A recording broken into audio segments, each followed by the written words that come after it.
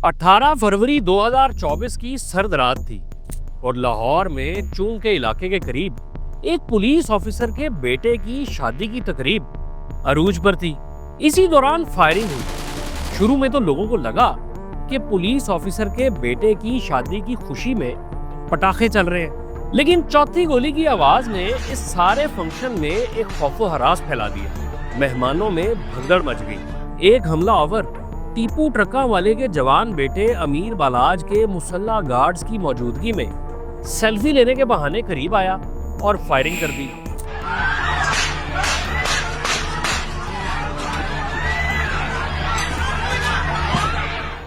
ये सब कैसे हो गया था? भगदड़ और चीखों पुकार के इस आलम में बालाज खून से तर फर्श पर बेहिस्सो हरकत पड़ा हुआ था। पता नहीं उन लम्हों में जब जिंदगी उसका साथ छोड़ रही थी वो क्या सोच रहा था। शायद वो अपने बाप टीपू ट्रका वाले के बारे में सोच रहा था। वही टीपू जो अपनी गरजदार हंसी, बारोब आवाज, जज्बाती तबीयत और पालतू शेरों के शौक के लिए मशहूर था, जिसे लाहौर के एयरपोर्ट की पार्किंग में कत्ल कर दिया गया था। या फिर शायद अपने दादा बिल्ला ट्रका वाले के कत्ल के बारे में सोच रहा था, जो फजर की नमाज पढ़कर निकला और दुश्मनों की फायरिंग में मारा गया। या शायद वो अपने कमसिन बेटों के बारे में सोच रहा होगा कि कहीं वो भी बरसों बाद इसी किस्म की दुश्मनी की भेंट ना चढ़ जाए। वो जो भी सोच रहा था ये उसके और खुदा के दरमियान ही रहेगा, क्योंकि किस्मत ने उसे मौका ही नहीं दिया था कि अपने आखिरी वक्त में कुछ कह सके। इसके कत्ल के बाद कई दिन तक लाहौर में एक पुरस्कार खामोशी और उदासी रही। ऐसा लग रहा था जैसे ये किसी तूफान से पहले की खामोशी है। उधर लाहौर की अंडरवर्ल्ड के चेहरे भी एकदम से फरार हो चुके थे।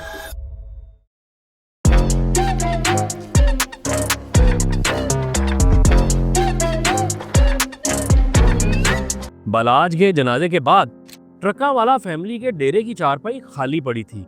वो चारपाई जो 3 नस्लों से एक तख्त की हैसियत रखती थी। लेकिन ये खला ज्यादा देर तक न रहा। चंद ही दिनों में बालाज के छोटे भाई मौसम ने डेरे की जिम्मेदारी संभाल ली। अंदरून शहर में बांसा वाले बाजार के करीब ट्रका वाला फैमिली के इस डेरे में पालतू शेर भी घूमते हैं और पिछली 3 नस्लों से ये डेरा एक ताकत और खौफ की अलामत भी रहा है। ये डेरा एक बहुत खुली जगह पर बनाया गया, जिसके पीछे एक मकान और सामने खुला एरिया था। इसके करीब ही शाह आलम मार्केट, ग्वाल मंडी का इलाका और म्यो हॉस्पिटल भी है। एक जमाने में इस डेरे ने मुजरिमों और मफरूरों को पनाह फराहम की। यहाँ ट्रका वाला फैमिली खुद ही अदालत भी लगाती थी और खुद ही फैसले भी करती थी। इसी डेरे से इस फैमिली का ट्रांसपोर्ट का कारोबार भी चलता और यही वो जगह थी जहाँ ब्यूरोक्रेट्स भी आते थे, सियासतदान भी और पुलिस ऑफिशियल्स भी। पहलवानी के खेल से ट्रांसपोर्ट का कारोबार और फिर कत्लो गारत गरी का सिलसिला और ना खत्म होने वाली दुश्मनियां। ये ऐसी कहानी है जिसे समझने के लिए हमें थोड़ा पीछे जाना पड़ेगा। जब पाकिस्तान नया नया आजाद हुआ था, बहुत से खानदानों के लिए आजादी बहुत सी तब्दीलियां लेकर आई थी, लेकिन अमीरुद्दीन उर्फ बिल्ला ट्रका वाला के खानदान के लिए ये कोई बड़ी तब्दीली नहीं थी। बिल्ले का ताल्लुक एक ऐसी कश्मीरी फैमिली से था जो लाहौर के पुराने रिहायशी थे और इस खानदान का नाम पहलवानी के लिए मशहूर था। ये वो जमाना था जब पहलवान सिर्फ अखाड़ों में जोर आजमाई ही नहीं करते थे, बल्कि अपनी ताकत के जोर पर अपने इलाकों में भी बाअसर होते थे। हर पहलवान की कोशिश होती थी कि अपने इलाके के तनाजात खुद बैठकर हल करवाए। अमीरुद्दीन उर्फ बिल्ला ट्रका वाला के वालिद भी ऐसे ही रवायती पहलवान थे। फिर उन्होंने अपने बेटे को भी पहलवानी के असरारो रमूज सिखाए। बिल्ला के वालिद का ताल्लुक गामा पहलवान की फैमिली से था, वही गामा द ग्रेट, जिसका नाम आज भी पहलवानों की दुनिया में जिंदा है। अमीरुद्दीन का गामा पहलवान से ताल्लुक इन्हें कुलसूम नवाज के खानदान से भी जोड़ता है, जो पाकिस्तान की 3 मरतबा खातून अव्वल रह चुकी हैं। तकसीम से पहले ही अमीरुद्दीन का पहलवानी का शौक खत्म हो चुका था, क्योंकि अब इस खेल की ना तो कोई मकबूलियत रह गई थी और ना ही सरपरस्ती। ये वो जमाना था जब बहुत से पहलवानों को साहूकार और ताजर किराए के गुंडों के तौर पर इस्तेमाल करते थे। लेकिन अमीरुद्दीन की आंखों में कुछ और ही ख्वाब थे, अपनी शनाख्त बनाने के ख्वाब। नौजवानी में ही अमीरुद्दीन ने मुख्तलिफ ट्रांसपोर्टर्स के साथ काम करना शुरू कर दिया और इस कारोबार को समझा। جب سڑکوں کا نیٹ ورک اور اس کاروبار کی پیچیدگیاں امیر الدین کی سمجھ میں آ گئیں تو اس نے مختلف روٹس پر اپنے ٹرک چلانا شروع کر دیے۔ یہ کوئی آسان کاروبار نہیں تھا، بلکہ طاقت اور سمجھداری کا کھیل تھا۔ ٹرانسپورٹ کے کاروبار میں روٹس پر اپنی اجارہ داری رکھنی پڑتی ہے، کبھی طاقت کے زور سے تو کبھی حکمت عملی سے۔ بلے نے اپنی طاقت بھی دکھائی اور حکمت عملی بھی۔ یہ کاروبار کامیابی سے چلنا شروع ہو گیا۔ چند ٹرکوں سے شروع ہونے والا ٹرانسپورٹ کا یہ کاروبار اب کئی 100 ٹرکوں پر مشتمل تھا۔ یہی وہ زمانہ تھا جب امیر الدین مشہور ہو گیا بلا ٹرکاں والا کے نام سے۔ اپنی طاقت اور اثر رسوخ قائم رکھنے کے لیے بلے نے ایک ڈیرا بھی بنایا، وہی ڈیرا جس کا ذکر میں پہلے بھی کر چکا ہوں۔ پہلوانوں اور بدماشوں میں تو ڈیرا کلچر آج بھی قائم ہے۔ شروع میں اس ڈیرے پر بلے کے ڈرائیورز آرام کرتے تھے یا اس کے قریبی ساتھی آ کر وقت گزارتے تھے، جہاں ہر وقت چائے، کھانے اور تاش کا دور چلتا تھا۔ یہی درمیان میں بلا بھی اپنی رنگ برنگی چارپائی پر دھوتی کرتا پہنے بیٹھا ہوتا تھا۔ کچھ عرصے بعد بلے نے نمازی ٹوپی بھی باقاعدگی سے پہننا شروع کر دی تھی۔ وقت گزرا تو بلا بھی مشہور ہوتا گیا اور اس کا ڈیرا بھی۔ بلے کا اپنے علاقے میں اثر رسوخ بن چکا تھا اور اس ڈیرے پر علاقے کے لوگ اپنے مسائل کے حل کے لیے آنا بھی شروع ہو گئے تھے۔ کہیں دو بھائیوں کی صلح ہو رہی ہے تو کہیں دکانداروں کے آپسی تنازع ختم کروائے جا رہے ہیں تو کہیں وراثت کے معاملات کے فیصلے ہو رہے ہیں۔ بلا اس علاقے کی پراپرٹیز کو کسی تحصیلدار یا پٹواری سے زیادہ جانتا تھا کہ کون سی زمین کس کی ہے، کس نے خریدی اور کب بیچی۔ یہی نہیں بلکہ اس ڈیرے پر جو فیصلہ ہو جاتا تھا وہی آخری فیصلہ ہوتا تھا جسے تسلیم کرنا پڑتا تھا۔ بلا یہ سارے کام کسی نیکی کے تحت نہیں کر رہا تھا، بلکہ پہلوانوں کے اس قسم کے ڈیرے علاقے میں ان کے اثر رسوخ اور روب دبدبے کو مزید مضبوط کرتے ہیں۔ دوسرا یہ کہ بلا ایک کاروباری آدمی تھا اور اس کے ڈیرے کا آس پاس کا سارا علاقہ کاروباری سرگرمیوں کا مرکز تھا۔ ان مارکیٹس پر بھی اسے اپنا ہولڈ قائم رکھنا تھا۔ پھر یہ بات بھی غور طلب ہے کہ بلے کی خود بھی اس علاقے یعنی شاہ عالم گیٹ کے آس پاس بہت سی پراپرٹیز تھیں جن میں دکانیں بھی شامل تھیں۔ یہ دکانیں بلے نے اپنے قریبی لوگوں کو ہی کرائے پر دے رکھی تھیں، اور دوسرا یہ لوگ بلے کے مخبر بھی تھے۔ وہ ان کاروباری علاقوں میں بلے کا روب دبدبا بھی بناتے تھے اور یہ بھی دھیان رکھتے تھے کہ کہیں کوئی بلے کی اتھارٹی کو چیلنج نہ کرے۔ اس کے ڈیرے پر پولیس کے اعلیٰ افسران بھی آتے تھے، کبھی معلومات کے لیے، کبھی مدد کے لیے اور اکثر اوقات اپنی جیبیں بھرنے کے لیے۔ بلے کا اس علاقے میں اثر رسوخ مضبوط کرنے میں ایک بڑا فیکٹر کلثوم نواز سے رشتہ داری کا بھی تھا، بالخصوص تب جب بلا ٹرکاں والے نے نواز شریف کی الیکشن کیمپین میں پورا کردار ادا کیا اور شریف فیملی کے مزید قریب ہو گیا۔ طاقت اور کاروبار بڑھا تو دشمن بھی بڑھے اور رفتہ رفتہ بلے نے اپنے بہت سے حریفوں کو شکست دے دی۔ یہ بلا ٹرکاں والے کا عروج تھا۔ وقت تیزی سے گزر رہا تھا اور اسی دوران بلے کا بیٹا ٹیپو بھی جوان ہو چکا تھا۔ ٹیپو باپ کے کاروبار کو بھی سنبھالتا تھا اور اس کے اثر رسوخ سے بھی واقف تھا۔ ٹیپو کو بڑی اچھی طرح معلوم تھا کہ علاقے میں اپنے پہلے سے بنے خوف کو مزید کیسے بڑھانا ہے۔ ٹیپو کا مزاج باپ سے کافی مختلف تھا۔ یہ اسلحے کی نمائش کا بھی شوقین تھا اور پالتو شیر بھی اس کی کمزوری تھے۔ ٹیپو کی موجودگی میں ڈیرے کے حالات بدلتے جا رہے تھے۔ اب تو ڈیرے پر پالتو شیر گھومتے نظر آتے تھے جنہیں ٹیپو نے خود سدھایا ہوتا تھا۔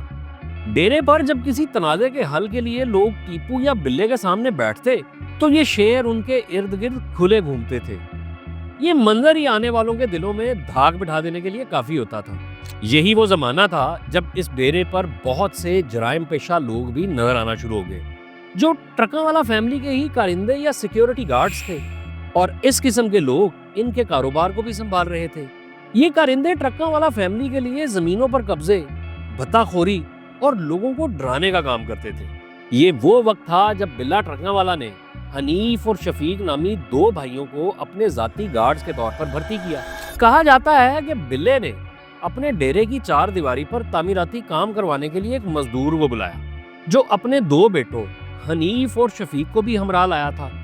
بلے کو ان دونوں نوجوانوں کی مضبوط جسامت اور دبنگ شخصیت نے کافی متاثر کیا، جس کے بعد اس نے اصرار کر کے انہیں اپنے ذاتی محافظوں کے طور پر رکھ لیا۔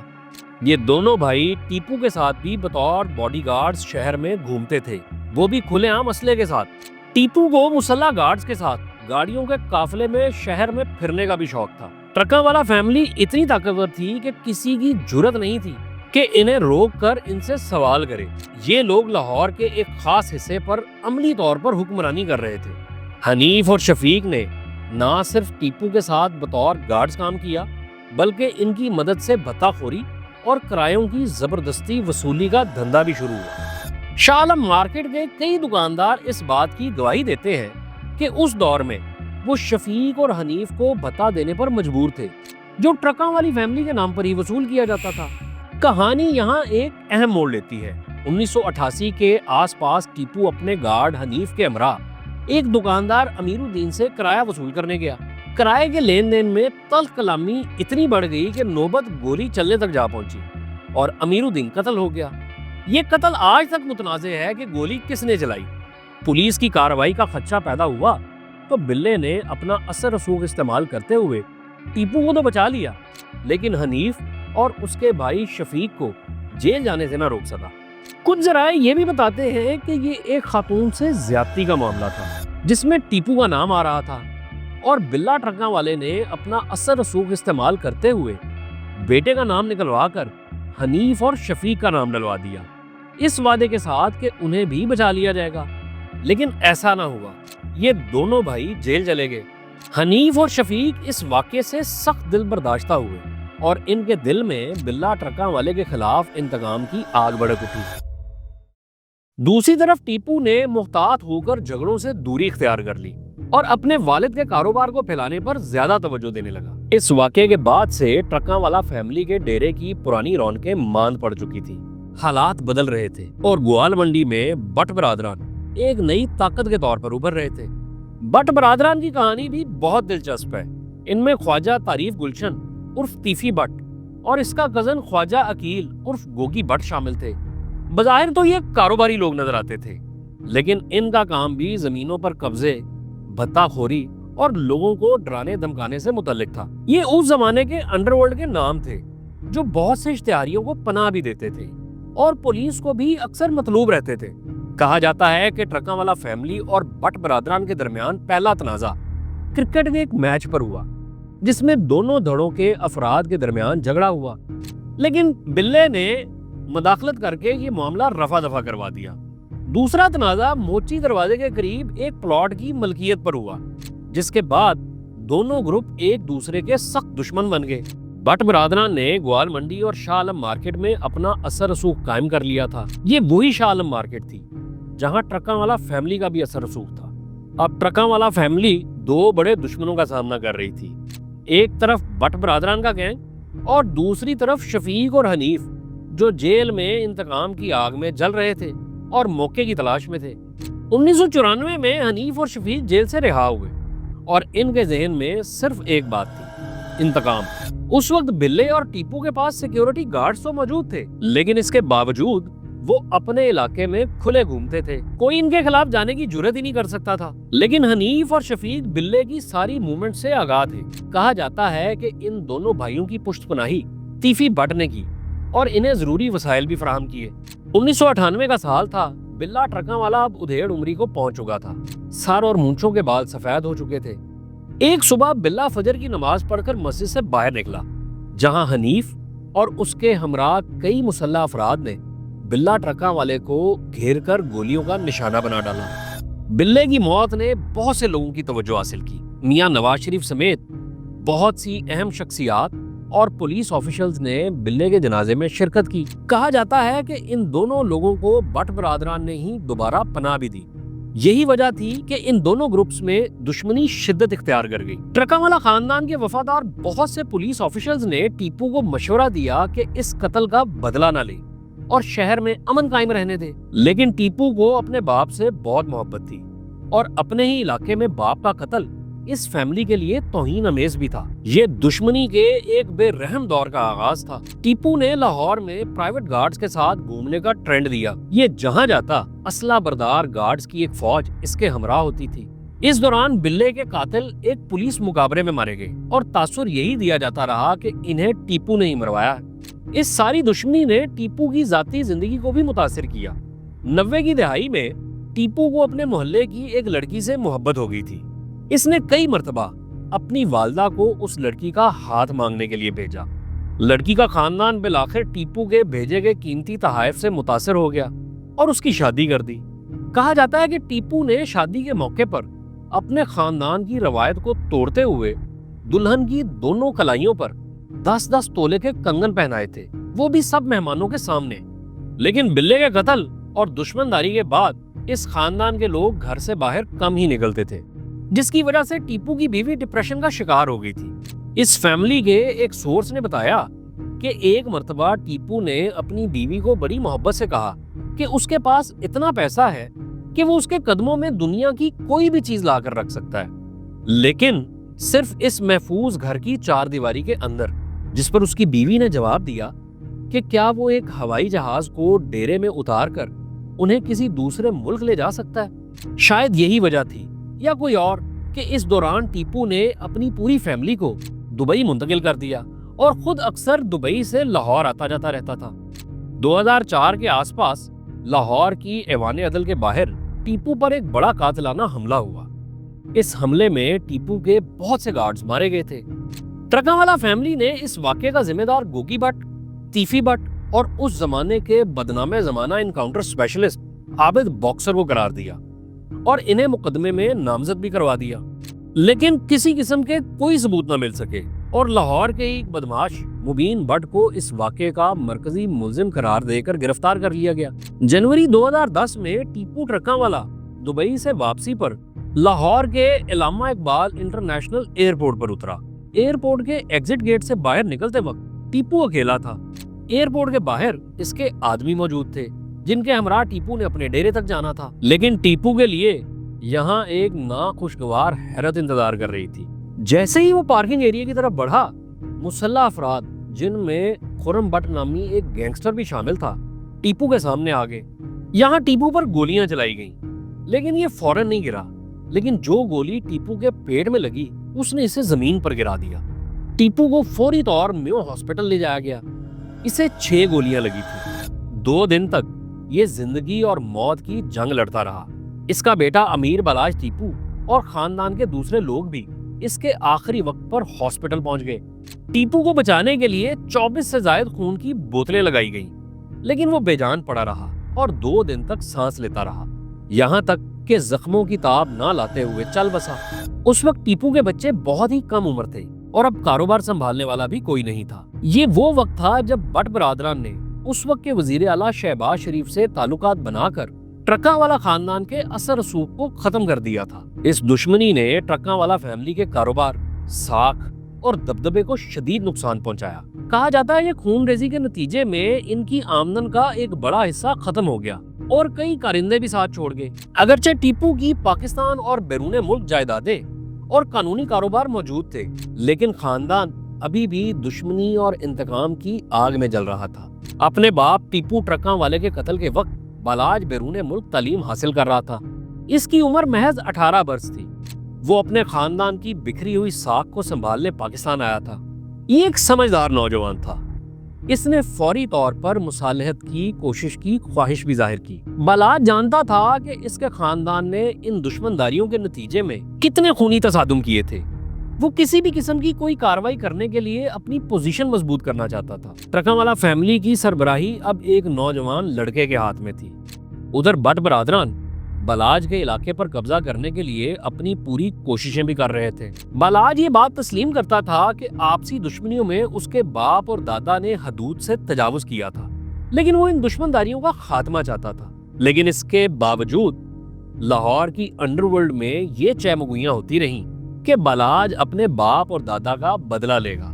ادھر باپ اور دادا کے وفادار بھی اسے مسلسل بدلے کے لیے اکساتے رہے اور دشمنوں کے خلاف جھوٹی سچی کہانیاں سناتے رہے، جس کا نتیجہ یہ نکلا کہ بالاج نے بھی ایک گینگ بنانا شروع کر دیا اور اپنے ساتھ گن مینز کی ایک فوج رکھنا شروع کر دی۔ اب یہ دشمنی ایک سرد جنگ میں تبدیل ہو چکی تھی۔ بالاج کو سیاسی پشت پناہی کی بھی ضرورت تھی۔ ٹرکاوالا فیملی اب شریف خاندان سے مایوس ہو چکی تھی۔ انہیں رنج تھا کہ ٹیپو کے جنازے میں شریف فیملی سے کوئی بھی شامل نہیں ہوا تھا اور نہ ہی کسی نے تعزیت کی تھی۔ بالاج لوگوں سے ملتا بھی، تعلقات بھی بناتا تھا اور انہیں نبھاتا بھی تھا۔ اس کے بہت سے دوست تھے۔ ایسا ہی ایک دوست ایک پولیس آفیسر کا بیٹا بھی تھا جس نے بالاج کو اپنے بھائی کی شادی پر مدعو کیا۔ بالاج جب اس شادی پر پہنچا تو دشمن گھات لگائے بیٹھے تھے جنہوں نے اسے اسی تقریب میں قتل کر دیا۔ لیکن اب دشمن کون تھے؟ بالاج تو بظاہر تقریباً ساری دشمنیاں ختم کر چکا تھا۔ بتایا جاتا ہے کہ ٹیپو کے قتل کے بعد گوگی بٹ اور تیفی بٹ کو مارنے کی براہ راست کوششیں کی گئی تھی۔ ایک مرتبہ بٹ برادران کی حویلی پر براہ راست فائرنگ کی گئی اور ایک مرتبہ سن 2012 میں بولا گاڈی نامی ایک گینگسٹر کئی علاقہ غیر وغیرہ سے راکٹ لانچر لے آیا تھا اور ان کا ارادہ تیفی بٹ وغیرہ کے ڈیرے کو ہی اڑا دینے کا تھا، لیکن اسے پہلے ہی پولیس نے پکڑ لیا۔ بٹ گینگ کو یہ خطرہ تھا کہ بالاج ٹیپو انہیں نقصان پہنچا سکتا ہے۔ بالاج نے سن 2016 میں بہت سے معاملات میں جہاں بٹ گینگ نے زمینوں پر قبضے کیے یا کرنے کی کوششیں کی، ان کے سامنے کھڑے ہونے کی کوشش کی تھی۔ اس وقت بالاج کو پیغام بھجوایا گیا تھا کہ وہ راستے میں نہ آئے ورنہ اسے ہٹا دیا جائے گا۔ پھر بالاج نے بہت سی دشمنیاں ختم بھی کی تھی جہاں ان کی کئی پرانے دشمنوں سے صلح ہو گئی تھی، لیکن بٹ گینگ سے وہ صلح نہیں کر پایا تھا۔ چونگ پولیس کے مطابق قاتل نے شادی کی تقریب کے دوران کئی مرتبہ بالاج کے قریب جانے کی کوشش کی تھی، لیکن بالاج کے گارڈز نے اسے پیچھے دھکیل دیا۔ لیکن ایک موقع پر فوٹوگرافر کا روپ دھارے اس قاتل کو بالاج کے قریب پہنچنے کا موقع مل گیا۔ اس نے لباس میں چھپی بندوق نکالی اور بالاج پر فائرنگ کر دی۔ بالاج کے محافظوں نے جوابی فائرنگ کی جس سے حملہ آور موقع پر ہی ہلاک ہو گیا۔ بالاج کو زخمی حالت میں لاہور کے جناح ہاسپٹل میں منتقل کیا گیا جہاں وہ ہلاک ہو گیا۔ پولیس نے بالاج کے قتل کا جو مقدمہ درج کیا تھا اس میں بالاج کے بھائی امیر موصب نے قتل کا الزام خواجہ تعریف عرف تیفی بٹ اور خواجہ عقیل عرف گوگی بٹ پر عائد کیا تھا۔ پولیس کو دی گئی فائرنگ کی درخواست میں واقعے کے حالات کافی مختلف بتائے گئے تھے، جس میں امیر موصب نے کہا کہ اس کے بھائی پر 3 سے 4 نامعلوم افراد نے گولیاں چلائی تھی اور گولیاں چلانے سے پہلے انہوں نے للکار کر کہا تھا کہ تمہیں تیفی بٹ اور گوگی بٹ سے دشمنی کا مزہ چکاتے ہیں۔ اس وقت پولیس کا کہنا تھا کہ وہ ان دونوں کی تلاش میں ہے، یعنی بٹ برادران کی تلاش میں ہے۔ بالاج پر حملہ کرنے والے شوٹر کے بارے میں پولیس کا کہنا تھا کہ وہ تیفی بٹ کا ملازم تھا۔ بالاج کے محافظوں کی جوابی فائرنگ سے حملہ آور کی موقع پر ہلاکت ہو گئی تھی۔ تاہم پولیس کا دعویٰ تھا کہ احسن شاہ جو بالاج کا ہی ایک قریبی دوست تھا، اس نے شادی سے قبل ہی ریکی کر کے حملہ آور کو معلومات فراہم کی تھی۔ اب احسن شاہ قتل کا ملزم تھا، پھر احسن شاہ کا قتل بھی پولیس کسٹڈی میں ہی ہو جاتا ہے۔ پولیس کا دعویٰ تھا کہ وہ احسن شاہ کو برائے نشاندہی شاد باغ تھانے لے کے جا رہی تھی، جس دوران احسن شاہ کے ساتھیوں نے اسے چھڑوانے کے لیے پولیس پارٹی پر اندھا دھند فائرنگ کر دی اور اسی فائرنگ کے نتیجے میں احسن شاہ مارا گیا۔ اس دوران تیفی بٹ کا ایک ویڈیو بیان بھی سامنے آیا جس میں اس نے یہ ظاہر کیا کہ اس کا اس قتل کے واقعے سے کسی قسم کا کوئی تعلق نہیں، لیکن یہ لوگ اس وقت ملک سے فرار ہی ہیں۔ ہم نے یہ کہانی 3 نسلوں کے قتل سے شروع کی تھی، بلہ، ٹیپو اور بالاج، لیکن ان تینوں سے پہلے یہاں تک کہ بلہ کے والد کو بھی قتل ہی کیا گیا تھا۔ یہ اندرون شہر کے انڈر ورلڈ کے قتل کی ایک المیہ داستان ہے جو خاندانوں اور نسلوں کے درمیان جاری رہے۔ آزادی کے فوراً بعد شہر کے مختلف حصوں میں طاقت کی جدوجہد شروع ہوئی جس میں اندرون لاہور جیسے تاریخی علاقوں میں خون ریزی دیکھنے میں آئی۔ ان تنازعات کی جڑیں زمین کے جھگڑوں، ذاتی دشمنیوں، انا کے ٹکراؤ، مالی معاملات اور جائیدادوں سے جڑی ہوئی تھی۔ سیاسی سرپرستی کے اثر رسوخ نے ان دشمنیوں سے نمٹنے میں قانون کے نفاذ کو کمزور کر دیا، اور جب ایک اور نسل قیادت سنبھالنے کے لیے تیار ہے تو یہ خوفناک سوال اٹھتا ہے کہ اگلا قتل کب ہوگا۔